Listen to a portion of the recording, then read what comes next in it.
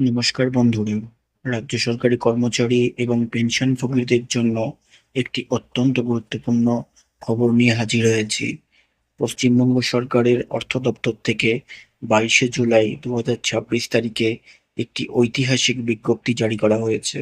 সপ্তম বেতন commission, seventh pay commission সংক্রান্ত এই নোটিফিকেশনে কমিশনের সদস্য, কাজের সময়সীমা এবং কি কি বিষয়ে সুপারিশ করা হবে তার বিস্তারিত বিবরণ দেওয়া হয়েছে।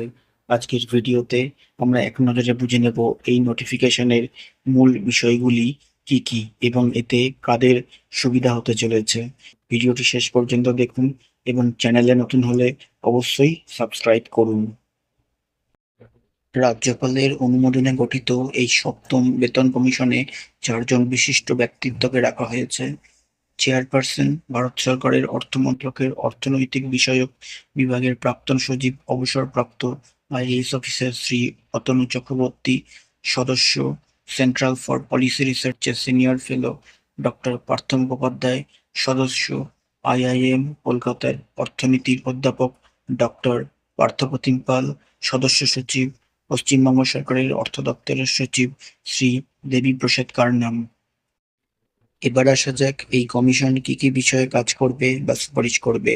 বেতন ও ভাতা সংশোধন। সরকারি কর্মচারীদের বর্তমান বেতন স্কেল, ভাতা এবং অন্যান্য আর্থিক সুবিধা পুনর্মূল্যায়ন করে নতুন কাঠামো সুপারিশ করা হবে। ডিএ বা মহার্ঘ ভাতা। মহার্ঘ ভাতার বিষয়টি পর্যালোচনা করে নতুন বেতন কাঠামোর সাথে সামঞ্জস্যপূর্ণ একটি প্রস্তাব দেওয়া হবে।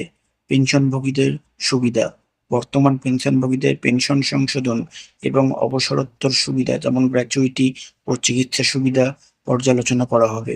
পদোন্নতি ও প্রারম্ভিক বেতন। পদোন্নতির নীতি সহজ ও কার্যকরী করার পাশাপাশি নতুন বেতন কাঠামোতে প্রারম্ভিক বেতন কিভাবে নির্ধারিত হবে তার সুপারিশ করা হবে। কারা কারা এই সুবিধার আওতায় আসবেন? অল ইন্ডিয়া সার্ভিস বা ইউজিসি স্কেলভুক্ত কর্মী ছাড়া রাজ্য সরকারের অধীনস্থ প্রায় সমস্ত কর্মচারী এই কমিশনের আওতায় থাকবেন। এছাড়া সরকারি সাহায্যপ্রাপ্ত স্কুল, কলেজ ও প্রাথমিক শিক্ষক প্রশিক্ষণ কেন্দ্র, পুরসভা, পঞ্চায়েত ও বিভিন্ন উন্নয়ন পর্ষদ যেমন কেএমডিএ, এডিডিএ, পরিবহন নিগম যেমন এসবিএসটিসি, এনবিএসটিসি, ডাব্লিউবিটিসি সহ রাজ্য সরকারের বিভিন্ন কর্পোরেশনের কর্মীরাও এর অন্তর্ভুক্ত। কমিশনের সময়সীমা কতদিন?